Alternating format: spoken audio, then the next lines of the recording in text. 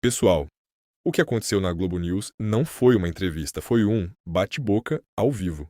O deputado Rodrigo Valadares entrou no estúdio e saiu deixando o clima completamente travado. O plano era simples: colocar o parlamentar na defensiva usando o argumento clássico: a anistia é incentivo para repetir os atos. A tese foi puxada no programa de Andréa Sadi, com apoio do comentarista André Trigueiro. Só que esqueceram de combinar com o convidado. Valadares não aceitou a moldura da pergunta. Ele virou o jogo, questionou a condução dos inquéritos, falou em concentração de poder, citou diretamente o ministro Alexandre de Moraes e trouxe o debate para o campo institucional. E aí o ambiente mudou. Expressões tensas, interrupções, tentativas de retomar o controle da narrativa. Quando a resposta sai do script, o constrangimento aparece, e você vai ver agora o momento exato em que o estúdio perde o controle. Deputado, boa tarde. Aqui é André Trigueiro, fala do Rio de Janeiro. Obrigado pela participação do senhor. Até onde as investigações chegaram, acho que o senhor tem conhecimento disso, esses atos não ocorreram de forma aleatória.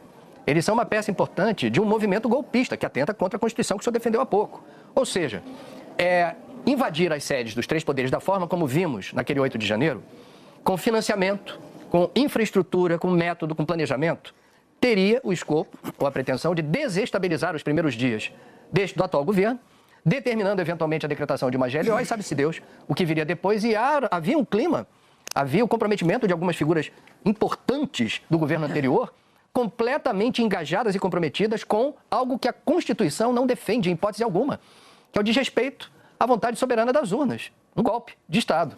É aonde as investigações estão nos levando. Decretar anistia ampla, geral e restrita a todos os envolvidos em 8 de janeiro não significaria abrir um precedente perigoso para outros incidentes eventualmente parecidos no futuro? Olha, André, veja, a questão de chamar de golpe de Estado é uma opinião sua, é uma opinião de parte do jornalismo, é uma opinião do ministro Alexandre de Moraes, é uma opinião. Por exemplo, o ministro da Defesa do Brasil não tem essa opinião. Nós não temos essa opinião que foi uma tentativa de golpe de Estado. Se depredar prédio público é tentativa de golpe de Estado, bora prender o MST, vamos prender a CUT, vamos prender os movimentos de esquerda radical que já depredaram isso aqui inúmeras vezes. Se isso é golpe de Estado, vamos fazer isso. Só para finalizar, no direito tem algo que nós chamamos, André, de crime impossível. Crime impossível é um crime que por si só, pelos meios empregados, não teria como chegar ao resultado final. A mesma coisa que eu querer cometer um homicídio elegendo como arma uma pena de galinha. Por si só, aquela arma, deixa eu só finalizar, por si só aquela arma nunca chegaria ao resultado. Foi o que aconteceu, foi uma baderna, foi um quebra-quebra, mas não haveriam meios para que o resultado final, que está sendo julgado golpe de Estado, acontecesse. Se baderna, se quebra-quebra é golpe de Estado, vamos começar aprendendo no MST, vamos começar aprendendo na CUT, vamos começar aprendendo esse movimento de esquerda. Agora, Alexandre de Moraes está rasgando a Constituição e fazendo a Constituição alexandrina, onde ele é vítima, ele é réu, ele é inquiritor, ele é julgador, ele é Ministério Público, e eu não estou vendo você chamar ele de golpista. Isso, na verdade, se assemelha muito mais ao golpe do que velhinhas com a Bíblia na mão. Pessoas que quebraram e depredaram, isso é patrimônio público, por favor. Poderem cometer um golpe de Estado. E só para finalizar, você fala em GLO. Como é que vai fazer uma GLO que o presidente já não era mais Bolsonaro, o presidente era Lula? Então, era Lula que ia decretar GLO contra ele mesmo? Eu não consigo entender isso. Se fosse para dar um golpe de Estado, teria se dado desse golpe quando o Bolsonaro era presidente. Eu refresco a memória do senhor, deputado, um momento. O então ministro da Justiça, Flávio Dino, instigado a orientar o presidente da República, que se encontrava fora de Brasília, apresentou várias opções naquele momento à mão do presidente para tentar restabelecer a ordem. Uma delas foi a GLO. E o que ficou eternizado, inclusive, no documentário da nossa colega Júlia do Elib, foi a orientação, entre outras pessoas, da própria primeira-dama, Janja, de que não deveria acionar a garantia da lei e da ordem. Agora, eu queria apenas ouvir a opinião do senhor. Não sendo algo premeditado, financiado, arquitetado, como peça de um plano maior, que teve outros interesses que extrapolariam a balbúrdia, né? Algo que seria apenas uma confusão pontual em Brasília, me interessa ouvir a opinião do senhor. O que efetivamente aconteceu no 8 de janeiro? Como é que aquela turba se reuniu ali naquele dia, naquele horário, naquele lugar, inclusive protegido pelas forças do Exército naquele instante, para seguir em direção à sede dos três poderes e fazer o que fez? Foi apenas uma baderna? Foi um movimento, André, puramente espontâneo. Não houve liderança, não houve convocação oficial. Os deputados, eu era deputado federal eleito, eu estava fora do país, eu não fiz nenhuma convocação, nunca passei numa porta de quartel. Foi um movimento espontâneo, nascido da insatisfação das pessoas pelo resultado eleitoral. Foi uma revolta generalizada, sem nenhum tipo de coordenação, que ocorreu, que culminou naqueles fatos do dia 8. Ninguém está dizendo que não houve depredação, ninguém está dizendo que isso é louvável. Eu estou dizendo que isso não é novidade. Não foi a primeira vez que aconteceu depredação em prédios públicos. O movimento foi espontâneo, desorganizado e orgânico. O que nós queremos aqui de maneira muito clara defender é que se isso é dar um golpe de Estado, os participantes estão de parabéns pela incompetência. Porque eu nunca vi golpe de Estado e até desmerecer, André, as pessoas que sofreram, países que sofreram verdadeiros golpes de Estado. Por exemplo, Venezuela hoje está sofrendo um golpe de Estado. Exército Supremo da Venezuela, executivo, todo nas mãos de um ditador que está cometendo um golpe de Estado contra a vontade das urnas. Isso é golpe de Estado. Você chamar uma baderna de senhoras que estavam fazendo quebra-quebra com a Bíblia no braço, chamar de golpe de Estado é você até desmerecer as vítimas, eu vou interromper os mortos de golpes de Estado de verdade. O senhor me desculpa, eu só vou interromper porque... Mas o embate não terminou ali. Na sequência, o debate avançou para anistia e dosimetria das penas. O projeto defendido por Esperidião Amin entrou na pauta, e a discussão ficou ainda mais direta. Valadares ampliou o tom, trouxe comparações históricas, falou sobre seletividade institucional e citou o presidente Luiz Inácio Lula da Silva dentro desse contexto político. O desconforto virou visível.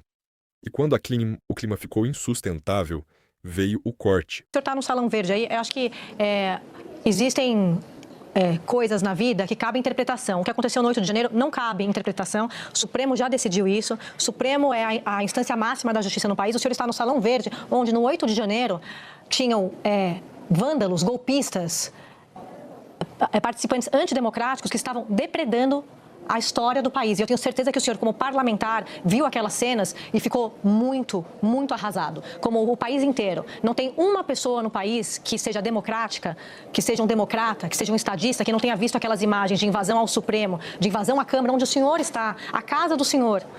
E o que a gente viu no Palácio do Planalto, e não olhe aquilo e não saiba que aquilo foi um atentado ao Estado democrático. O que a gente está vendo aqui no Estado democrático brasileiro de direito, que deveria ser assim, eu sou advogado, estudei pelos livros de Alexandre de Moraes e hoje a gente vê que o que ele ensinou em seus livros não é o que ele aplica. O que a gente vê é que o Tribunal Superior, né, o nosso STF, que deveria ser o guardião da nossa Carta Magna, se tornou um monstro, se tornou um órgão que é um órgão jurídico, político, interfere no executivo, interfere no legislativo, ele legisla, ele tomou as rédeas do país e não tem quem pare esse monstro. O que nós desejamos é o reequilíbrio democrático em nosso país. O que está acontecendo aqui no Congresso é nada mais, nada menos do que uma reação a uma usurpação de poderes que aconteceu. E eu acho que mesmo quem defenda o Supremo, quem defenda, né, o ministro Alexandre de Moraes, sabe que o ministro está passando dos limites. Isso é algo muito claro. Existe uma usurpação de poder legislativo muito grande em relação ao Supremo Tribunal Federal. O que o Congresso está buscando fazer é um reequilíbrio dos poderes. O que nós desejamos é isso. O que o Brasil precisa, o que o nosso relatório também quer, o que nós desejamos é baixar essa temperatura e não aumentar ainda mais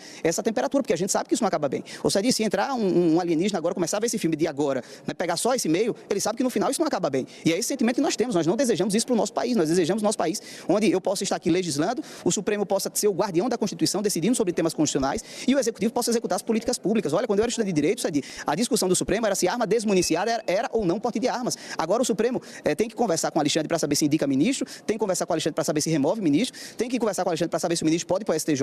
Então, veja, ele se tornou o rei do Brasil, é isso que nós queremos. Eu acho que até as pessoas mais equilibradas da esquerda que eu converso aqui sabem que isso não acaba bem. A esquerda já foi vítima de ativismo judicial. Hoje é a direita. Eu não estou em nenhum inquérito, mas a direita hoje é vítima do ativismo judicial. Aonde isso vai parar? A lei tem que valer para todos e não para o meu inimigo. Quando está bom para o meu inimigo, está bom para mim. Quando está bom para mim, aí eu estou gostando. Não pode ser assim.